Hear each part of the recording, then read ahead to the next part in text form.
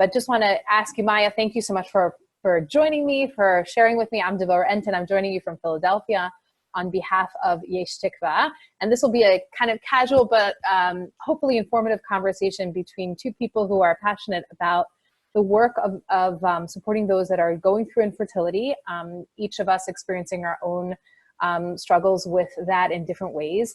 And just looking at this as an opportunity for us to connect on something so powerful. I loved your documentary. I recommend it to all of my clients when I feel it's appropriate, and just have found it to be such an authentic and just so truthful in the way that you put out your story to the world. And I think it's a brave thing to do.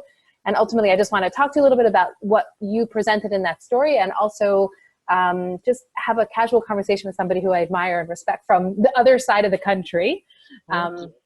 And so how about if you start, one of the things that I, kind of to jump in, can you just give us a little bit of background of how you came to put this documentary together, just in a brief kind of foundational?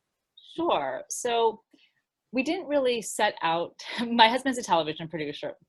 My husband's a television, why can't I speak? My husband is a television producer, and I'm a clinical social worker. And when we started this journey to parenthood, we didn't know we were on a journey to parenthood, right? We were in our early 30s and just having a little bit of difficulty. But when we went to see our reproductive endocrinologist for the first time, which was about 2 years after I'd been trying naturally with some support from my OB, Clomid, some sort of the basics. But when we first decided to go see an RE, we just decided to document it. And it sounds very bizarre, actually, when I say it out loud. Like, why bring a camera? And actually, our good friend was one of our camera guys, or the director of photography. His name's Gabe. And, we were like, come on, Gabe, let's go. To us, it was totally normal to do something like that, because the three of us met in college at Berkeley. We were all in film classes together. We met in film classes. We documented everything. And the intention initially was, maybe we would need to do some kind of assisted reproductive technology, maybe IVF, which felt really scary to me at the time. And if that happened, we wanted some kind of little document, 5 minutes or something, for our child, so we can share the different ways that babies are made. And that just felt like a good idea to me at the time. And then as my life kind of fell into the abyss of reproductive technologies, I started really looking around for other stories or something that I could connect to and feel like, okay, I get it. I'm understanding it. Other people go through this. And I just wasn't finding anything that represented my experience. Okay. And so then I started really understanding the different shame and the stigma that people felt going through this. And I was like, hold up, I have a medical condition. Why do I need to feel shame? And yet I did have moments of feeling really broken, or like my body is failing, or it's not working.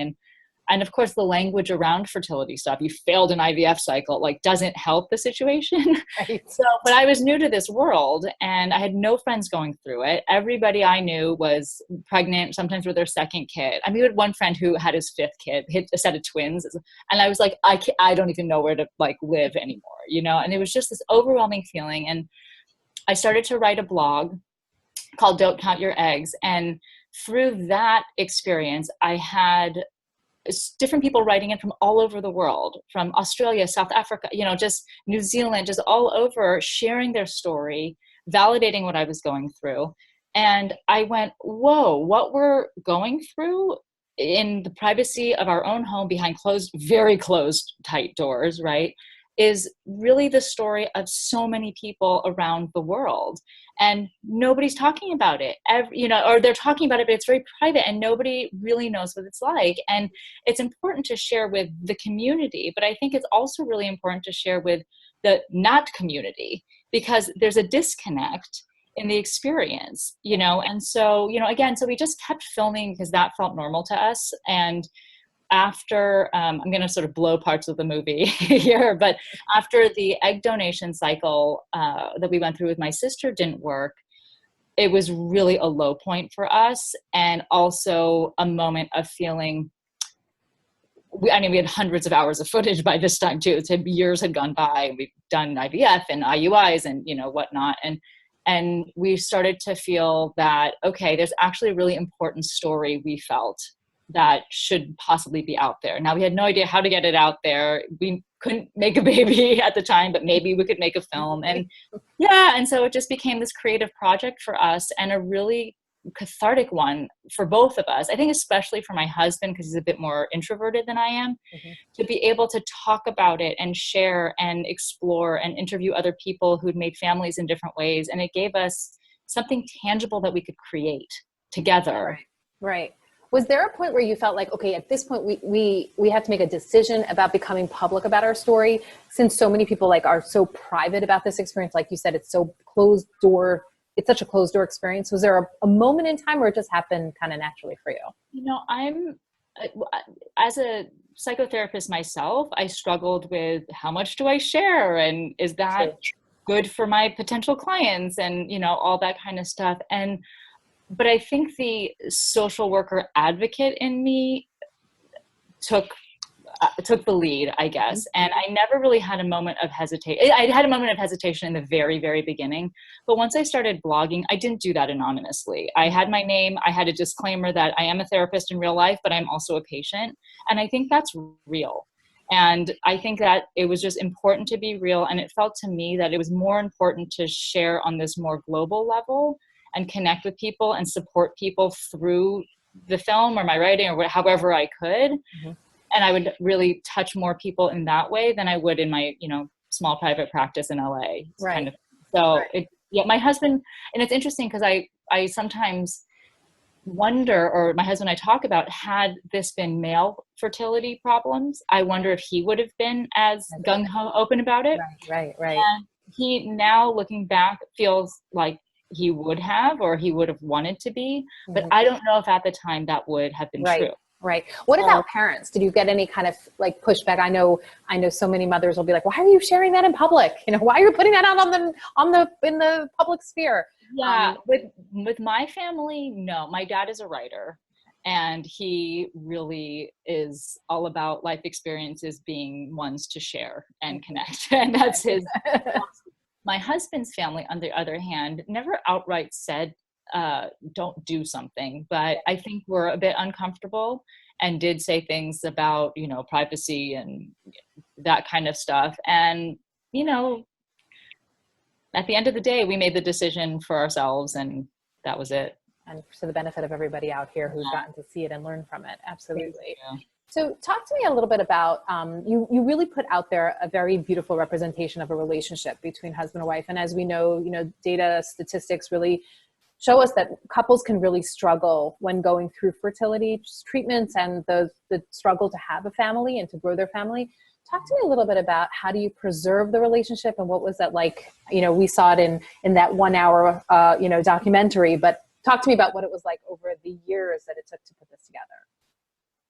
Yeah, it's hard. And I think we were pretty open with that. You see tension between us. I mean, we love each other very much. We were together for 10 years before we started trying to have a child. So I think we had a pretty solid foundation, but nobody's prepared for this. You don't have the language to talk about it. It's very typical, I think, or very common that, one partner, usually the woman, I don't want to be gender specific, but, is very locked in and sometimes obsessive, and it's our bodies that go through all this stuff. And the husband really wants to make it better, or the partner who's not going through the physical elements of it, tries to be a cheerleader, wants to say everything's going to be okay, or we're going to figure it out. And I think it took a little bit of shifting how we communicated about certain things. And I needed to learn to really respect his process of internalizing and making sense of what was going on. And he had to give space for my need for, constant dialogue and, intensity about it. And so we had to really learn to and it's funny because after being together for 10 years, it's like, okay, we have to learn to communicate, but around this stuff you do. And at one point I remember saying to him, stop telling me it's going to be okay.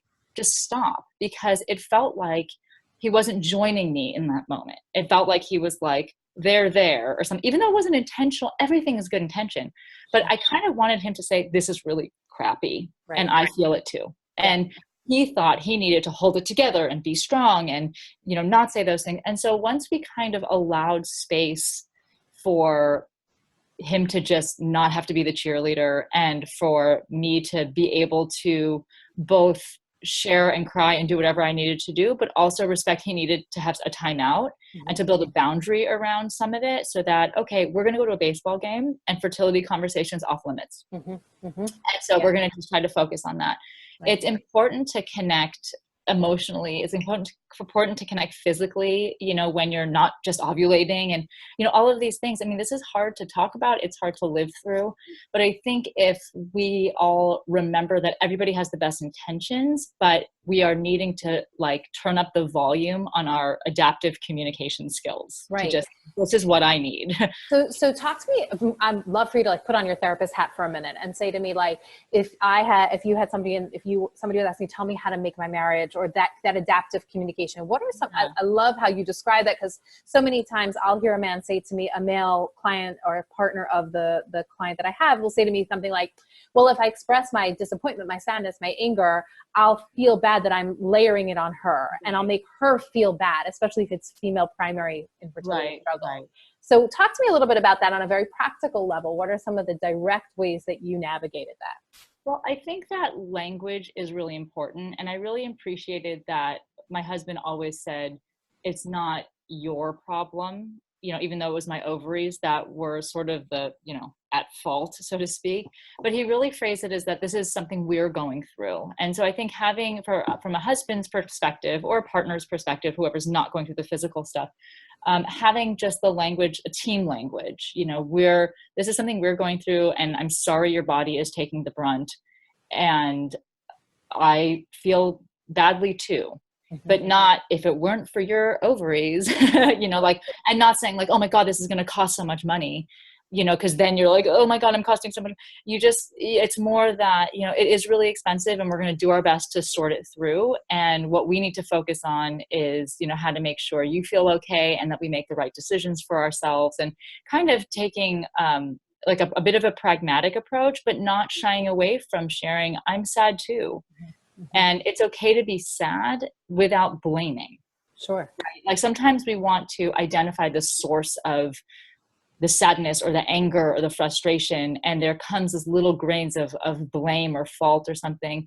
But, this is a medical infertility on either side. And it's often, both partners, there's an equal percentage of it being male factor versus female factor if it's a heterosexual couple. So it really is very common on both sides. It's just perceived as a woman's issue because our bodies, take on most of the physical activities of all of it. But I think being able to just connect on that it's infertility or just fertility. I hate the word infertility, but that it's, it's the fertility challenges that we're going through. That's what's at fault, not somebody's body or somebody's ovaries or and for women too, I was, like I said, my husband for 10 years, he didn't want to get married for 8 of those years. And I was like, if we just tried when I was 23, we'd have 3 kids by now. And, I can't fault him for not being ready. I can't go down the sort of rabbit hole of regret with that. He wasn't ready. And I had to respect that. He also reminds me, if we had a kid at that point, we'd probably be divorced. So I respect that. So it's kind of letting go of blame and all of that, and just saying I hear you, this sucks, and I want to do what I can to make it better. And it's nobody's job to make the other person feel better. I would think also part of it is if we identify it as the woman, because I'm talking woman to woman right now, the woman also has to be, or the primary recipient, if the female is the primary concern, she has to also be able to say, this is what my needs are. I think it's, having the male or the partner anticipate what the needs are is kind of also that rabbit hole, making sure that she can be able to identify what are her needs in order to get those needs successfully met as a team. Yeah. And I think it's not feeling embarrassed about things. Sometimes I would preface with I know this sounds crazy, but you know, or something like that, because feelings are always valid, even if they appear crazy.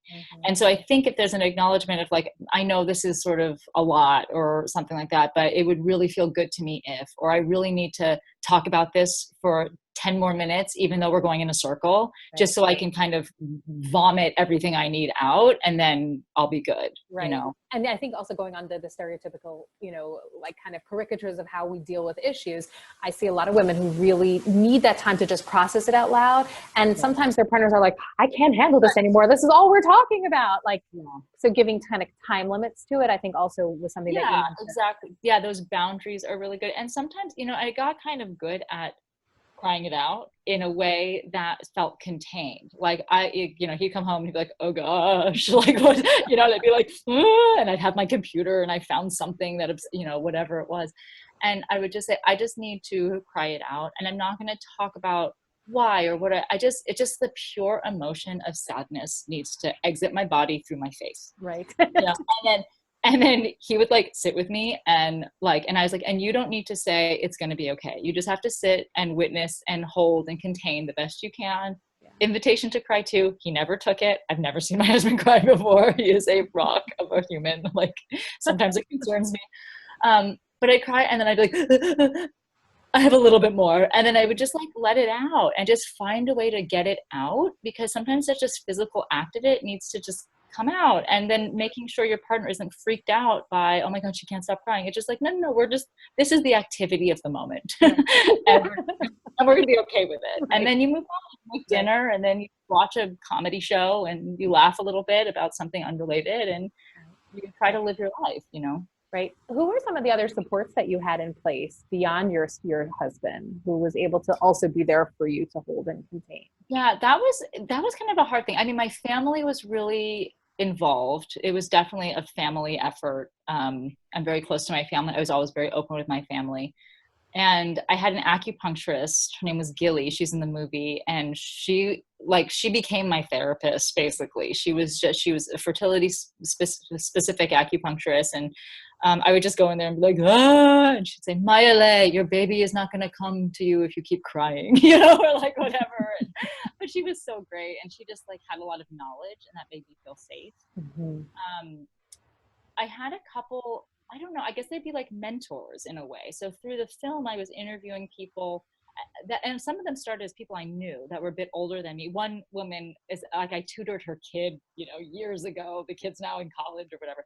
And when I was tutoring her second son is when all of this started. And she was like, when are you gonna have kids, you know? And I was like, we'll see, you know. And then 2 years later, you know, she asked again, and I was like, well, here's what's happening. And then she shared that one of her children, and she's in the movie actually, was adopted, and the other was an egg donor and a surrogate, or she had through an egg donor and surrogate. And I was like, huh? Like, wow. That's, you're real, and your kids are, everybody's happy, and oh my gosh. And she started meeting me for coffee, and, you know, I would just text her, even though we weren't friends. I mean, you know, and I stopped, you know, tutoring her kids after a while. They were too old and whatever, but we kind of built this kinship around her being like a fertility mentor. Yeah.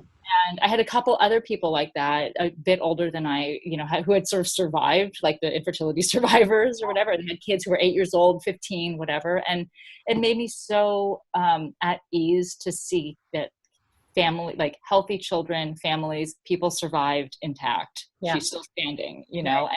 And it's always a part of a person when you go through this, but it wasn't here, you know, in the foreground of every single thing. And you know, so that was really helpful. And my blog was really helpful. I kind of created that myself, but then I just started following other people's stories through, you know, and people were updating through, you know, there was sort of comments. I'm really not tech savvy, so this was like a huge deal for me, but people in, and then I'd be thinking about somebody in New Zealand who I'd never met, who I knew was doing a transfer, and I could just on the blog to publicly be like, hey, thinking of you. And then she would update and other people would comment, and it kind of became a little bit of a space to share, which I thought was so helpful. Yeah, for sure.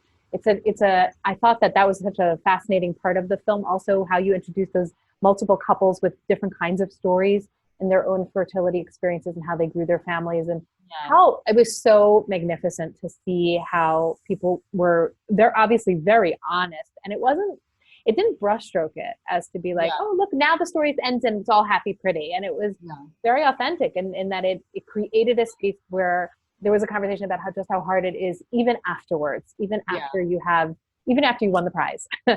that it doesn't leave you. It doesn't Yeah. leave you. What is that And like for you today? Like after that first experience? yeah, I think, I think this idea that it doesn't leave, I think interviewing those people really instilled hope for me. That was like the biggest message, is that, okay, if I'm open to how I'm going to get a child, it will happen in some way, even if it has to fall from the sky. I don't know. Like it will figure this out if I'm open, if my heart and my mind can be open. Right. And I also saw that there were unintended positive consequences somehow. That people who had gone through this, even though they were miserable and anxious and stressed out and sad and crying and had so much loss and physically felt not good and gained weight, and et cetera, that the aftermath there was something positive that came out of the relationship, that you felt closer to your partner because of what you'd gone through, that there was a different kind of experience that you came to the table with in terms of parenting. And, not to say that people don't parent fine without, going through fertility stuff, but I think there's just such a level of consciousness that comes to the table. And I was interested in that. And I thought, okay, this is terrible, but there's going to come a point where I'm not going through this anymore. And hopefully where I'm parenting, and somehow this will get integrated into my identity and myself in a way that can be positive. I mean, there were a lot of things that weren't and that were hard, but I think if you can turn lemons into lemonade in some way, that makes you a stronger person when you kind of survive something like this. Right. That's that whole post-traumatic growth experience. Sure, After absolutely. the trauma. I also think it's so important to remind anybody who's listening to the interview that it's something that each person has to find on their own. It's not for me to come and say to you, you'll be a better mom in the future because of this, or your marriage will be stronger because you went through it. And you don't know. Some people divorce, and that's a truth. But I think what is true is that with crisis comes opportunity. And that's that Chinese symbol, right? It's the same as crisis is opportunity. And I kind of love that, because even if your marriage, let's say, doesn't survive, or that you will grow, because there's no other choice. You will change in some way, and hopefully some of those ways will result in some kind of insight or some kind of shift that feels like a good thing as opposed to a terrible thing. Yeah, I love how you describe that. One of the things that you mentioned before was this idea of being the supports that you have in place and the family. And I'd love to hear you talk a little bit about your relationship with your parents and kind of their involvement in your experience, because I think one of the things that we hear so frequently is, I want to tell my parents or my in-laws, but they're so intrusive, or I don't want to say a word, but they're asking all these awful questions, and kind of that struggle between privacy and public and support. Talk to me a little bit about your experience. Yeah, I mean, I think it's just so individual, depending on how your family is and the dynamics you have and all that stuff. I'm very fortunate that I have a very open family, and I guess there are moments where it felt intrusive, or sometimes just frustrating to have to re-explain things. My dad, I was like, Dad, it's an egg. It's not like, oh, can you just get it right? But for the most part, they were really trying, and they were really open and really made it seem like we're going to find a baby, like we're going to do this. And that was helpful. And I think it was helpful for me to share. And it took a little bit of time. I mean, we were trying, I'm not telling him, I ovulated last night. No, and not, it's like, I wasn't sharing that bit, but when it got to a point, I remember he said, where's my grandkid already? Or something like that. And this was after like a year of trying. And I was like, actually, it's been really hard. And he was the one who got us into the RE, actually, now that I think about it. My cousin is an anesthesiologist. And, and he asked me, he said, I'm gonna email Howard, because I know he works for a guy, or, something like that. And, and so it became like, okay. And then my cousin was like involved in, helped me set up appointment and, and all that kind of stuff. And I was just really open and willing to get all the help that I could. With that comes comments that sometimes you're like, I can't, right? You're like, I don't Right. even. So you have to be willing to take both sides of it and to be able to be really open and say, hey, I'm going to share this with you, but here are the do's and don'ts right now. This is a specific thing. They don't know how to talk about it. You know, they don't, and so I just would say, like, don't ask me about this stuff and let me come to you, or it really is helpful when blah, blah, blah. But again, it's that very clear communication skills that have to get the volume turned up super duper, because I wanted that support. I wanted them to know, I also felt really bad when something didn't go well. And I was like, oh God, I got to tell my parents, and I remember we did one last transfer. It's not even in the movie. We did so many other like transfer, like we had to edit at some point, but we did this one transfer and I drove to my parents' house just to get the beta. And it was summer. And I remember, I don't know, my mom was wearing shorts. I was like, why is my mom wearing shorts? Like, it was just this weird moment where it was like hot in their house and we're sitting by the phone and we're like waiting. And then it's calls and this is our very last possible embryo, and that, we thought of at the time. And, we get this news and my dad just starts crying. And he says, he goes, I don't know how much more you guys can take. And he's just crying. And I'm sitting there and I'm like, oh God, I'm just like, what, I don't, but it was so meaningful to me. And I felt both kind of guilty and bad that I should drag them along, but I knew they wanted to be there with me, and that made it okay for some reason, so anyways, sorry, that's a bit of a long-winded way to No, answer. it offers so much important content. I mean, I think that definitely that idea of like, I think one of the, you didn't quite use the term, but what I hear is this feeling of like, I feel guilty that I haven't given my parents a grandchild, or that my parents will, or I don't want to hurt my mom. And if she knows I'm hurting, then she'll hurt.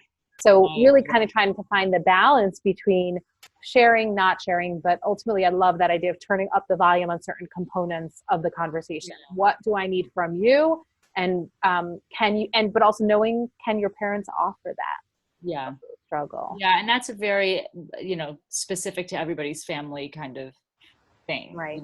Right. Parent is very gossipy. That my dad is a little bit. So, and so I would say, listen, ask me before you post something on Facebook, or when I'm not on any social media, but sometimes he gets a little happy with stuff and is, whatever, or, don't send a mass email about, a pregnancy if it happens too early, just stuff like that, people have good intentions and they get excited or they get upset or whatever the situation is, and they'll just do what they think is appropriate. And just sometimes it doesn't sit well for us. And so it's trying to catch those things on the front end, knowing the type of parent you have, like, don't tell grandma yet, I want to be the one, or whatever. Right. Right. Absolutely. What would you say some of your like primary takeaways at this point are for, and I don't know if you want to do any kind of update of where you are today, or you don't have to. I'm just wondering when you talk about the post-traumatic growth, or the what comes next for you as a mom of now a pretty big kid,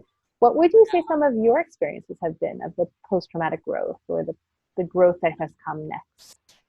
I think, so my child just turned 4, and, I definitely feel somewhat removed from the fertility journey, but it's so I'm so quick to get back there with my clients. And that's a very raw and real experience that happens in the room. And it's not because I haven't processed my stuff.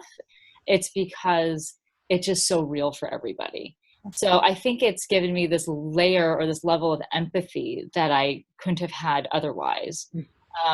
But I think that it's a part of who I am now. It's part of my language. It's part of the work that I do.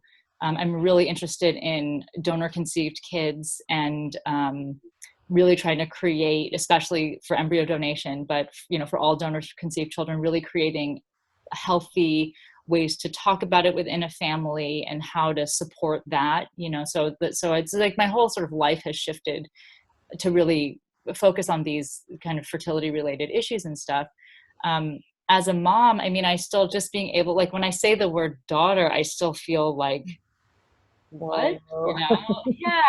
And after having her, we did another transfer of her full genetic sibling, and that didn't work out. And that was devastating, and I actually did get pregnant naturally and then had a loss at 10 weeks. And, so it's like these things where I was like, I thought I was done with all that stuff. And then stuff kept and I was like, it's been a decade. I've been doing this for nearly a decade. Right. I'm all done, And so there's been some shifts too. I always anticipated having at least 2 kids. Well, I would say 2 kids. I say at least, my husband's like 2 kids. But I always I'd have, 2 kids, or, I have sometimes guilt about not being able to have a sibling for my child. And, I know that's really common for people, but I did the best that I could. And that's all I can offer, and nobody has, died of being an only child. And so it's constantly having to shift perspectives a little bit. And, and noticing, I think for a good amount of time, I was still kind of in that, well, maybe I can get pregnant, or, and that I just kind of put behind me. Like I always joke, okay, when I'm 45, I'll get pregnant with twins naturally. Like that's what's going to happen. But it's kind of, but I've been able to let it go and be just grateful for what I have in front of me, as opposed to longing, because I just didn't want to be in process anymore. And I didn't want to long anymore. And so when that last transfer of the embryo, we flew to Seattle, we did the whole thing. I mean, and of course it's like another 8-month process because my body wouldn't work and right, and all that kind of stuff. So it's always like this thing. And after, of course, I was really upset when it didn't work, but I also felt this little bit of relief of, I'm done with the fertility stuff, like chapter closed. And I felt both sad and kind of weird in it, but also just happy to be in a different phase and happy that I had the control over that. Yes, we could try an egg donor, and we could try something else, and we could, but we accepted this is how it all played out, and we have an incredible kid. And so we're just going to focus there. So I love that. I love how you frame that, but I also feel like, and I also see that that's one of the biggest struggles that women have, is when do I say that I need to stop and I need to put it, and there is no concrete answer to that. Yeah, of course. And and I think for me, it was when my husband was like, we're done. Like, I mean, I can't say that every month. I don't I'm like, well, maybe if I'm still not getting my period, maybe, but I'm not tracking. I'm not, like thoughts are there sometimes of like, oh, what if, or could I, or, I think, and also hormonally, my body's kind of in a very strange place, even though I shouldn't be, but because of my ovarian condition, I'm headed towards menopause a bit earlier. So I'm realistic about, what's in my cards, and it's really personal. And I think people really need to do, everything they feel that they need to do in order to feel okay, but they're not the only person involved often. If you have a partner, there's a negotiation that happens, so for us, it felt okay to go, okay, we're done at least engaging in the active versus the passive. Yeah, exactly. So I know that you need to go. This has been an extraordinary time together, and I'm so grateful. I wonder if you would just end off with a couple of thoughts, therapist to therapist. What are some of your top points that you would like if there was a therapist watching this conversation? And what would you want any therapist out there who might interface with a woman who is struggling, or a couple who are struggling with fertility? What do you want them to know? Top 3 things that you would like to make sure every therapist knows, whether you specialize or don't specialize. But yeah, what are yours? What are your specifics? I get, one thing I talk a lot about in my work with people is this idea of like just the openness. And, I always gauge in the beginning, like, what are you open to? What's okay for you? And knowing that shifts through the process. Like, I didn't wake up one morning thinking embryo donation was a very exciting plan, to be honest. Right.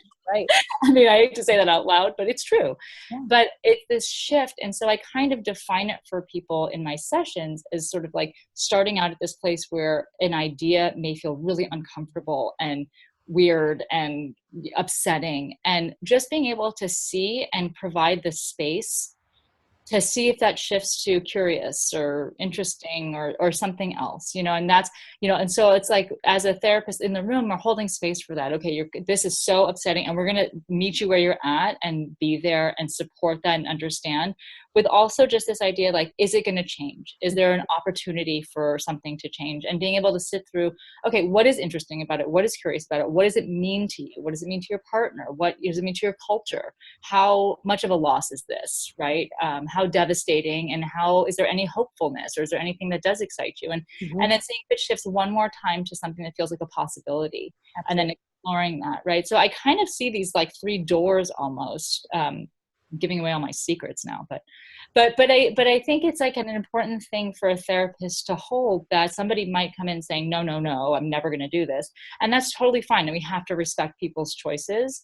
And it's not to persuade somebody to do one thing or another, but rather to just see, and just kind of have this lens of, I'm just going to like open the space for you to explore what you need to explore.